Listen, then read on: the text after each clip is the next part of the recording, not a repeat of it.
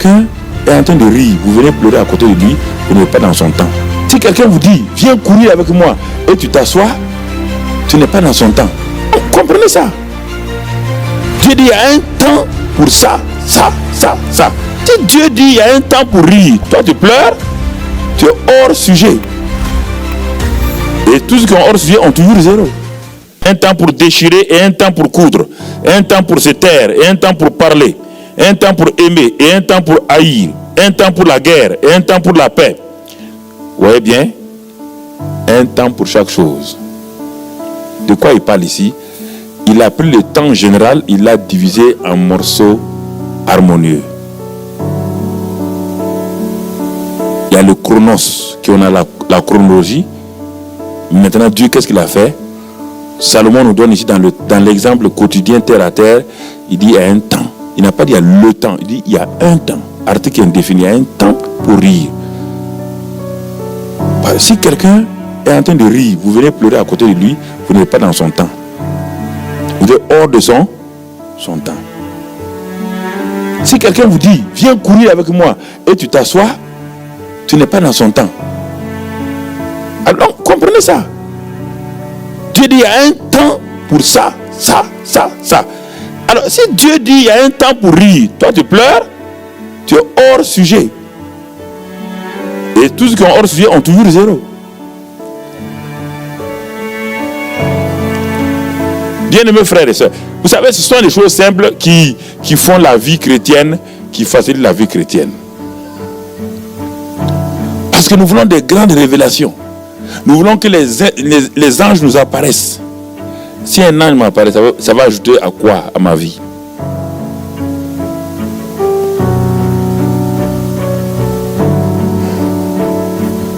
Je n'ai pas dit que ce n'est pas bon.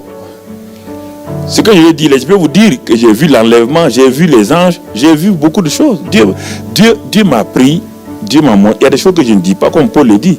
On n'a pas besoin de dire ça. Ce n'est pas utile pour les autres.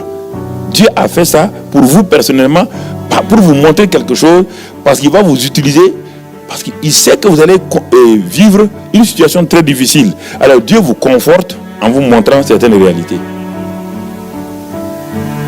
Mais ce n'est pas pour aller le raconter à des prédications. Ce n'est pas pour le raconter. L'autre jour, je voyais, hier à Paris, quelqu'un m'a donné la vision de David Wilkerson sur l'enlèvement. Mais j'ai dit à la personne, j'ai dit, c'est pas possible. Moi, j'ai vécu presque mot à mot la même vision. Et Dieu me disait de courir et d'aller avertir les gens que... Il dit, lève la tête. J'ai levé la tête, j'ai vu Jésus-Christ dans les airs. 2 anges, un ange de chaque côté. Et j'ai vu, j'étais moi-même sur la terre avec un ange derrière moi. Et l'ange me dit, annonce-leur que le Seigneur est là, de lever les yeux. Alors il m'a donné comme une puissance. Je sautais et chaque pas était comme si je faisais des centaines de kilomètres. J'allais de pays en pays, d'église en église et disais aux gens, levez les yeux, Jésus est là. Les gens riaient. Les chrétiens riaient. Il dit, mais Mamadou, oh là là, tout le temps, Jésus revient. J'ai parlé. Ceux qui montaient, j'ai d'abord vu les enfants qui montaient. Les enfants dans les églises, je les voyais, quand ils montent là, environ 7-8 mètres, leur corps devient glorieux. Leur corps change. Puis hop, ils vont vers le Seigneur. J'ai vu des femmes, et puis j'ai vu dans des églises, dans des cimetières, j'ai commencé à voir, j'avais comme une vision globale de la terre. J'ai commencé à voir les gens qui partaient de tous chaque côté. Mais j'ai dit, mais Seigneur, ils ne sont pas nombreux, ceux qui s'en vont. Et l'ange qui est derrière moi me dit, si tu ne pars pas, ce sera trop tard pour toi. J'ai dit, je ne peux pas partir. J'ai dit, je demande au Seigneur de me laisser le temps pour avertir les gens. Il dit, bon, ok, vas-y. J'ai continué à courir. Mais des frères, des pasteurs que je connaissais, des gens que je connaissais, me riaient au nez et disent, Mamadou, c'est pas possible. Il n'y a pas d'enlèvement. Je connaissais tous ces gens-là qui me disent, des gens en qui je croyais qu'ils étaient des gens qui avaient la révélation, qui étaient au sérieux avec le Seigneur, mais riaient au nez. Puis à un moment donné, l'ange me dit, pars, si tu ne pars pas, c'est trop tard. Et à ce moment-là, j'étais comme aspiré d'un seul coup. Aspiré. quand j'étais aspiré, arrivé à 8 ou 9 mètres, j'ai eu un corps glorieux et je suis allé dans la nuée des témoins qui montaient. Le Seigneur m'a dit, quand la vision est finie, je me suis assis et dit, c'est ça qui va se passer. Bien-aimés frères et sœurs, il est très important de comprendre ce que Dieu nous dit. Dieu nous parle. Il y a un temps pour tout. Il y a un temps pour chaque chose. Chaque chose. Alors je dois, puisqu'il y a un temps pour chaque chose, Dieu me dit il y a un temps pour naître. Il y a un temps pour naître. Et ce temps-là, il dit c'est lui qui change les temps et les circonstances. Ce n'est pas moi qui me suis mis à naître. Je suis né. Je n'ai pas décidé, je vais naître aujourd'hui. Non. Donc, Dieu nous montre par là que les temps et les circonstances sont dans sa main. Il est celui qui contrôle les temps et les circonstances concernant nos vies sur terre. Alors, nous allons voir avec le cas d'Abraham rapidement. Nous allons étudier cela, puisque je remercie Dieu pour les merveilleux orateurs qu'il nous a donnés, Rick et puis Vincent Fernandez. Et je crois que nous allons nous compléter harmonieusement et selon chacun dans la diversité que Dieu a donnée. Mais ça qui va faire le puzzle pour nous permettre à la fin de ce séminaire le dimanche de dire oui Seigneur, tu nous as parlé et nous voulons maintenant avancer avec toi. Alors ici dans le cas d'Abraham, si nous prenons qui est Abraham d'abord, nous allons voir, il y a eu un temps d'ignorance. Nous allons voir 8 ans avec Abraham, 8 ans avec Abraham. Dans la vie d'Abraham. Le premier temps que nous allons voir, c'est le temps d'ignorance. Temps d'ignorance. Dans Josué 24, verset 2, on nous parle là-bas de la vie d'Abraham. Pourquoi je parle de temps d'ignorance? Il y a un temps d'ignorance, comme la Bible le dit. C'est écrit temps d'ignorance dans la Bible. Ce n'est pas moi qui l'ai inventé. Donc Josué 24, il y a un temps d'ignorance. Et ce temps d'ignorance-là, Josué, chapitre 24, et au verset 2, on nous parle de la vie d'Abraham, d'où il vient, et nous allons le voir simplement. Josué donc 24, verset 2.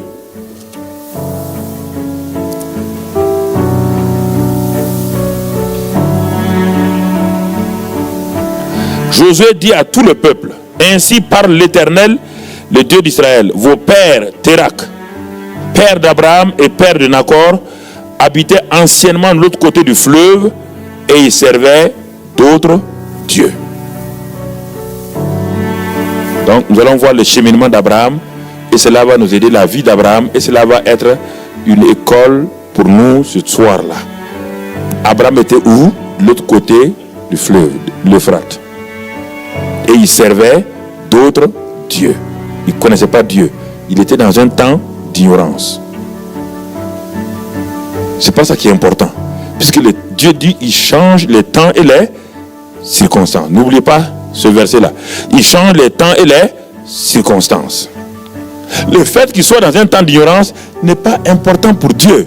Non. N'est pas important pour Dieu.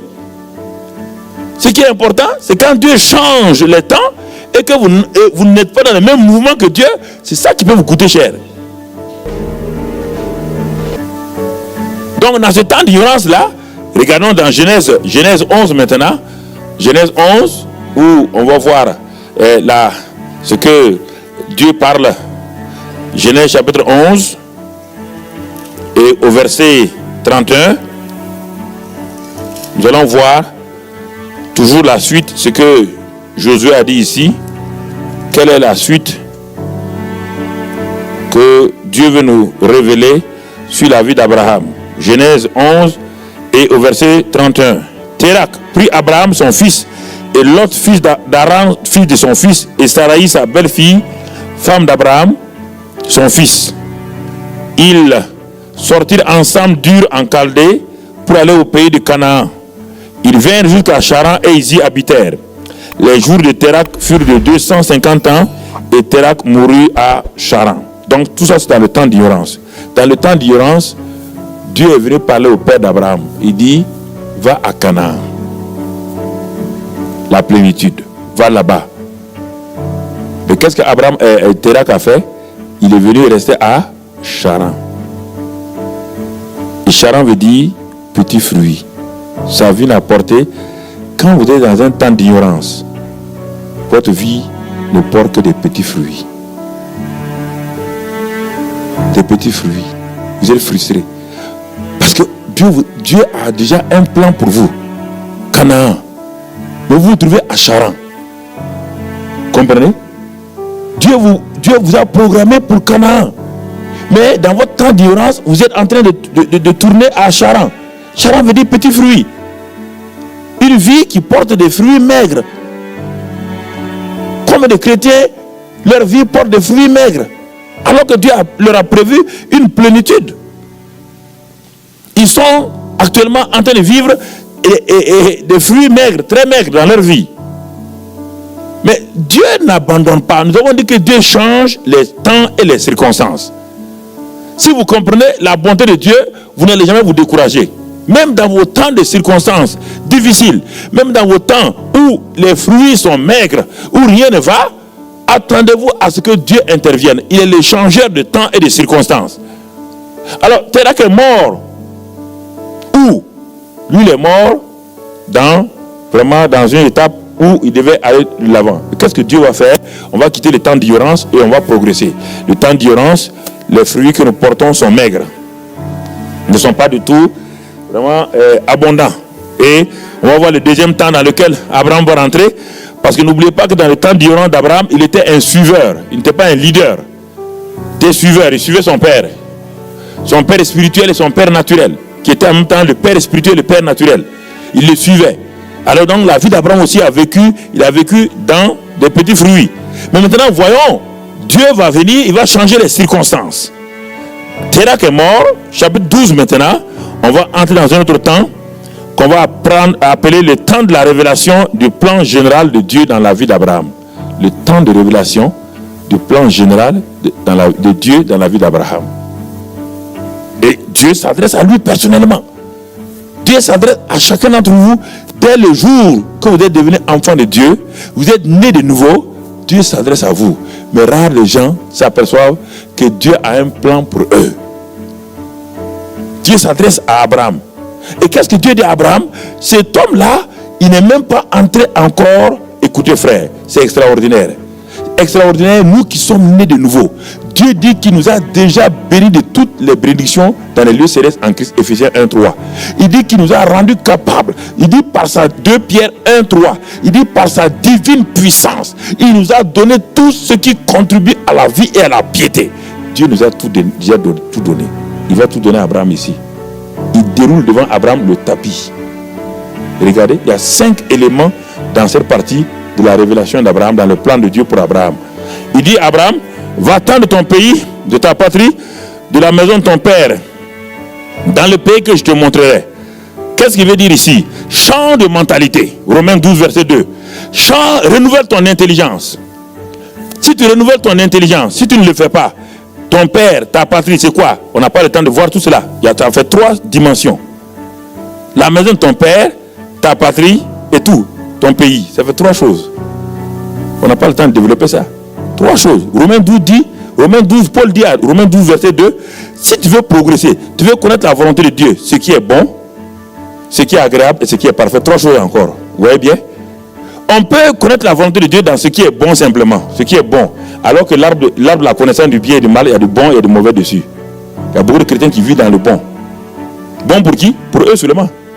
Mais le deuxième élément, agréable. Ce qui est agréable à qui? À Dieu, pas à toi. Ce qui est bon pour toi n'est pas bon pour Dieu. Maintenant, agréable. Quand tu as quitté agréable, tu deviens un père, ce qui est parfait. C'est ce que Dieu dit à Abraham ici. La maison de ton père, ta patrie et ton pays. C'est les 3 éléments. Bon, agréable et parfait. C'est les 3 dimensions du chrétien. Dans 1 Jean 2, on le trouve. Petits enfants, vos péchés sont pardonnés. Jeunes gens, vous êtes forts, vous avez vaincu le diable.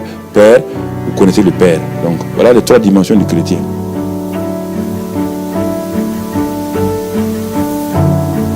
Ouais, là. Il dit quitte, coupe, renouvelle ton intelligence. Renouvelle ton intelligence. Si tu demeures dans la maison de ton père, dans l'intelligence de ton père, si tu demeures dans sa mentalité, Canaan ne sera jamais une réalité pour toi, Abraham. Comme Canaan n'a pas été une réalité pour ton père Térak. Canaan, c'est quoi? C'est la vie abondante, c'est la plénitude. Tu ne verras jamais Canaan. Beaucoup de chrétiens naissent et meurent sans rentrer dans la vie abondante de Dieu. Ils trouvent que c'est une illusion. Ce sont des histoires. Dominer le péché, sortir hors du péché, prendre autorité sur les démons, prier pour les malades qui sont guéris, vivre une vie où le fruit de l'esprit est abondant. Beaucoup de chrétiens trouvent que c'est une... Non, c'est une illusion, ça c'est Paul ça.